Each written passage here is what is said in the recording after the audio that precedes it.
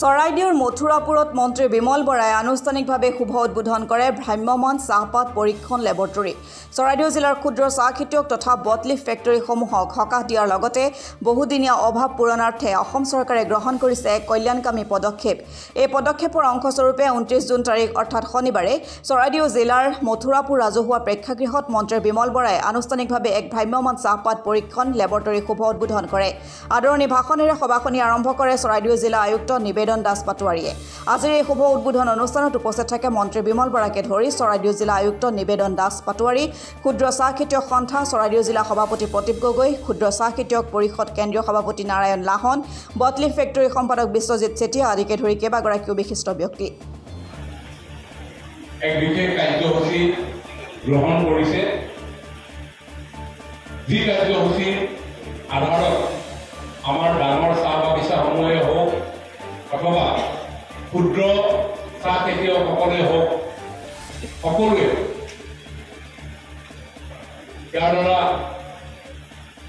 উপকাৰ লাভ কৰিব। আৰু সেই কথাটো হৈছে যে আমাৰ চাহৰ গুণগত মানদণ্ড আমি কেনেকৈ উন্নীত কৰিব পাৰোঁ। আৰু এই কথাখিনিক লৈ মাননীয় মুখ্যমন্ত্ৰী ডক্টৰ হিমন্ত বিশ্ব শৰ্মা ডাঙৰীয়াৰ বিশেষ পৰামৰ্শৰ আধাৰত অসমৰ চাহ শিল্পটোৰ লগত জড়িত হৈ থকা সকলো ষ্টেক হোল্ডাৰৰ আলোচনাৰ ভিত্তিত হোৱা সিদ্ধান্ত কৰ্মে আমি অসম চৰকাৰে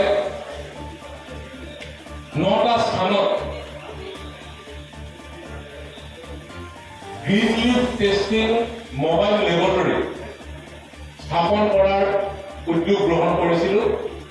আৰু এই কাৰ্যসূচীৰ আধাৰত প্ৰথমে চৰাইদেউ আৰু শিৱসাগৰ জিলাক সামৰি আমি এখনি ভ্ৰাম্যমাণ মোবাইল টেষ্টিং লেবৰেটৰী আনুষ্ঠানিকভাৱে খেতিয়ক আৰু চাহ বাগিচাৰ লগত জড়িত হৈ থকা ৰাইজৰ হাতত অৰ্পণ কৰিবৰ কাৰণে সকলো সমবেত হৈছোঁ।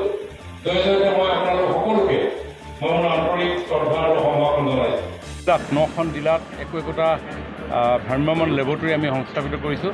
আজি চৰাইদেউত ক্ষুদ্ৰ চাহ খেতিসকলৰ কেঁচা পাতৰ কীটনাশকৰ উপস্থিতি ধৰা পেলোৱাৰ যি লেবৰেটৰী এইটো আমি আনুষ্ঠানিকভাৱে আজি উদ্বোধন কৰিছোঁ। যিটো বটলিফ ফেক্টৰী আৰু স্মৃতি গৰাচৰ মাজত যিটো সংঘাত হৈছিলে এইটো উপশম হ'ব বুলি ভাবে? সংঘাতটো একো হোৱা নাই। সংঘাতটো হোৱাৰ কাৰণটো হৈ গ'ল যে বটলিফ ফেক্টৰীৰ যিসমূহ মেট্ৰি সেই মেট্ৰিসমূহ অধিক কীটনাশক থকাৰ কাৰণে বায়াৰ্ছে ল'বৰ কাৰণে অস্বীকাৰ কৰিছিলে।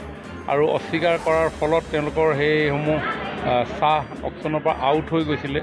আৰু তেওঁলোকে আমাক জনাইছিলে যে আমাৰ এনেকুৱা ধৰণৰ এটা সমস্যা হৈছে। আৰু ক্ষুদ্ৰ চাহ খেতিসকলেও আমাক কৈছিলে হয় যে এৱাৰনেছৰ অভাৱত আৰু কিছু আনুষংগিক যন্ত্ৰ পাতিৰ অভাৱত আমাৰ ক্ষুদ্ৰ চাহ খেতিসকলৰ কেঁচা পাতসমূহ আমি পৰীক্ষা কৰিব নোৱাৰোঁ।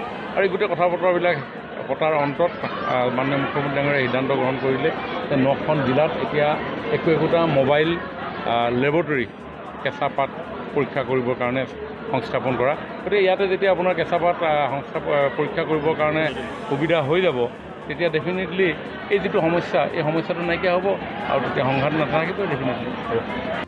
চৰাইদেউৰ পৰা ৰুস্তম গগৈ ৰিপৰ্ট, অসম টুডে।